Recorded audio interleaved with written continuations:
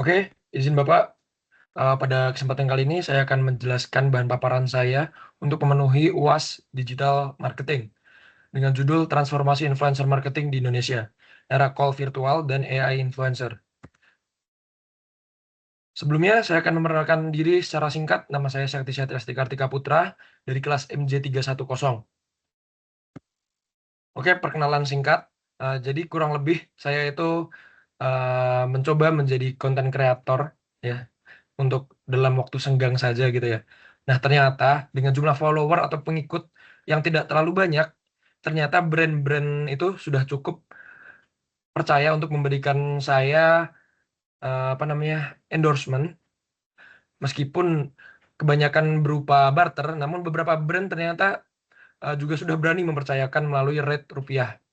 Nah, sedikit perkenalan sekaligus pengantar dari saya, karena menurut saya ini sangat relatable dengan materi kali ini. Nah, sebagai alasan kenapa saya sangat tertarik untuk memilih topik atau isu ini pada pembahasan kali ini.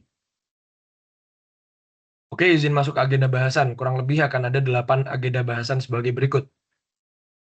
Oke, masuk ke agenda bahasan yang pertama, terkait identitas industri dan latar belakang.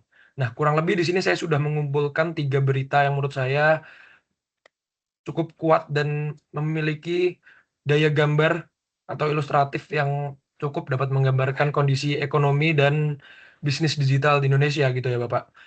Yang berita pertama ini dengan judul Ekonomi Digital Indonesia Terbesar di Asia Tenggara. Lalu berita kedua, Ekonomi Southeast Asia 2025. Ekonomi digital Indonesia mendekati GMV 100 miliar dolar tahun ini. Nah, berdasarkan gambar yang saya capture pada berita tersebut, di sini menunjukkan bahwa ekonomi digital Indonesia ini ternyata cukup tinggi dan signifikan dibandingkan negara lain di Southeast Asia. Lalu yang ketiga, BI ternyata mencatat transaksi e-commerce itu tembus 44,4 triliun per hanya Juli 2025. Jadi sangat signifikan. Nah, berikut adalah beberapa poin hasil analisis saya. Yang pertama, sektor bisnis fokus. Nah, di Indonesia ini sektor bisnis itu terfokus pada e-commerce, fashion, dan beauty atau lifestyle. Lalu, kondisi pasar Indonesia ini sangat memimpin di Asia Tenggara. Lalu, seperti yang tadi, ternyata proyeksi nilai transaksi ekonomi digital ini sudah mencapai 100 miliar lebih US dollar. Dinamika konsumen. Nah, dinamika konsumen ini cukup mungkin poin baru itu ya. Ternyata ada fenomena influencer fatigue atau kejunan audiens terhadap iklan konvensional maupun influencer yang terlalu besar jumlah followernya. Lalu ada pergeseran standar kepercayaan ke arah authenticity atau keaslian dan social proof. Lalu ada landasan strategi. Di sini ada integrasi call manusia dengan efisiensi AI influencer. Lalu masuk ke agenda kedua terkait tren utama digital marketing 2025 dan 2026. Di sini saya menambahkan satu berita baru dengan judul apa itu influencer marketing dan mengapa ini efektif. Nah, ini menurut saya berita yang cukup sangat signifikan gitu ya pengaruhnya. Ternyata ada kesimpulan baru berdasarkan hasil penelitian gitu ya, bahwa ternyata semakin banyak jumlah follower, maka semakin rendah level autentisitas dan engagement konten yang dirasakan oleh target audience. Jadi dalam arti ini, ternyata semakin sedikit influencer atau semakin sedikit follower dari influencer, itu ternyata semakin meningkatkan authenticity dan kepercayaan konsumen terhadap influencer tersebut. Nah, di sini ada beberapa poin gitu ya. Dominasi AI dan personalisasi real time. Nah, 80% pemasaran global ini telah mengadopsi AI generatif untuk konten dan analisis perilaku konsumen. Lalu ada ledakan social commerce dan supertainment gitu ya. Lalu ada evolusi influencer. Seperti poin di atas tadi, ternyata mikro dan nano power itu ada. Dan influencer skala kecil atau 1.000 hingga 50.000 influencer gitu ya. Itu ternyata malah memberikan engagement 7 kali lebih tinggi dibandingkan mega influencer. Lalu ada virtual influencer. Nah, ini hal baru juga gitu ya. Ternyata kehadiran AI influencer ini mulai menjadi standar baru untuk interaksi inovatif dan efisiensi biaya. Lalu ada juga video marketing atau the crown jewel. Di sini ada 87,5% orang dewasa itu mengkonsumsi video pendek setiap minggu. Durasi singkat menjadi kunci konversi. Oke, masuk ke berita ketiga, fenomena AI influencer. Nah, Ini ada contoh berita gitu ya, ternyata AI influencer itu dapat memberikan engagement rate yang lebih tinggi lagi dari influencer manusia. Jadi ibaratnya di sini ada grafik gitu ya. Dia memberikan gambaran bahwa AI influencer itu dapat memberikan engagement rate sebesar 2,89%. Sedangkan influencer manusia itu hanya sekitar 0,7%. Nah, di sini ada dua contoh AI influencer. Oke, kita masuk ke definisi. Jadi, influencer ini adalah karakter digital yang diciptakan dengan AI untuk berinteraksi di media sosial layaknya manusia. Lalu ada keunggulan dari AI influencer itu yang pertama ada kontrol penuh terhadap pesan dan citra brand. Jadi minim risiko skandal dan berita negatif. Lalu selanjutnya ada efisiensi biaya jangka panjang dan ketersediaan full time gitu ya.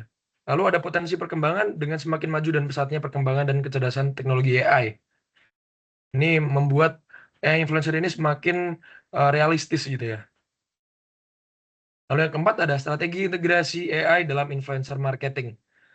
Nah, di sini pemanfaatan AI ini tidak hanya berupa influencer marketing, tapi juga melalui sistem dan tools yang berbasis AI dan algoritma. Misalnya di sini saya ambil contoh itu tools promosi konten TikTok. Jadi kita di sini dapat mengkustomisasi dan menyesuaikan apa namanya promosi kita sesuai dengan kebutuhan kita. Ini akan mempengaruhi apa namanya algoritma.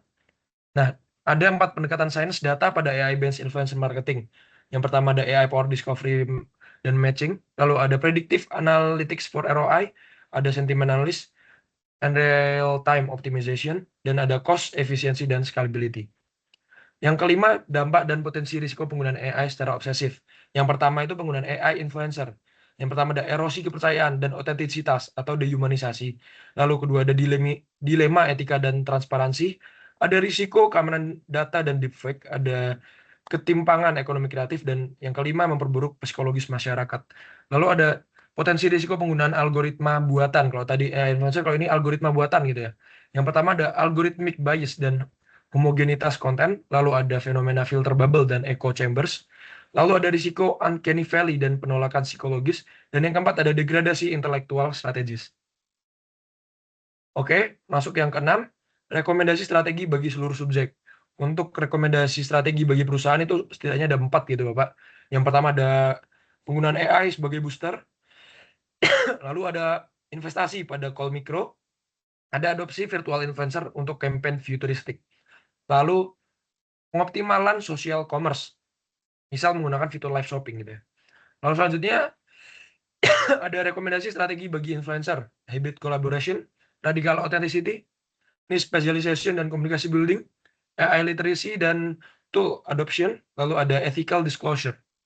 Lalu selanjutnya ada rekomendasi strategi bagi konsumen atau penonton, itu setidaknya ada 4. Ada digital literasi dan awareness, critical consumption, privacy dan data protection, supporting human creativity. Oke, jadi kesimpulannya, masa depan digital marketing di Indonesia ini terletak pada model strategi hibrida yang mengintegrasikan efisiensi data dan jangkauan luas AI influencer dengan kekuatan emosional serta otentisitas call manusia. Nah, di tengah tantangan algoritma dan risiko dehumanisasi ini, keberhasilan brand di sektor e-commerce dan lifestyle akan sangat bergantung pada transparansi etis, literasi digital konsumen, serta kemampuan pasar untuk menjadikan teknologi sebagai akselerator tanpa menghilangkan sentuhan kemanusiaan sebagai fondasi utama kepercayaan pasar yang tetap humanis. Oke, izin sekian dari saya. Terima kasih. Mohon maaf bila ada salahnya. Wassalamualaikum warahmatullahi wabarakatuh. Terima kasih.